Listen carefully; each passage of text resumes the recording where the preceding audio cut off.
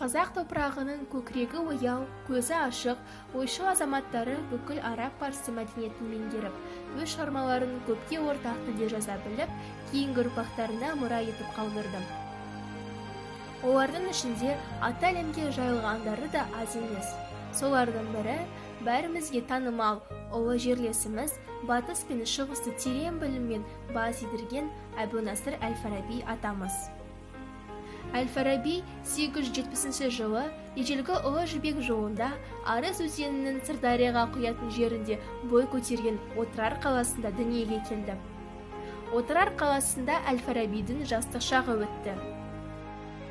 Әл-Фараби Отырар медресесінде Шаш, Самарқан, Бұхара, Харан, Мысыр, Халеб, Бағдат шаһарларында білім алған.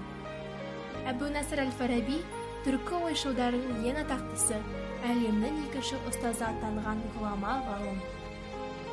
Өздігінен көп оқып, көп іздеген ойшыл философия, логика, этика, метафизика, тіл білімі, жаратылыстану, география, математика, медицина, музыка салаларынан 150-ге тарта трактат жазып қалдырды. Әбу-Насырдың еңбектері Шартарапқа тараған соң есімі дүниеге әйгілі болды. Уақыт өте келе оны білім иелері мойындап, өз заманын бірегей ғұламасына, біртуар дара тұлғасына айналады.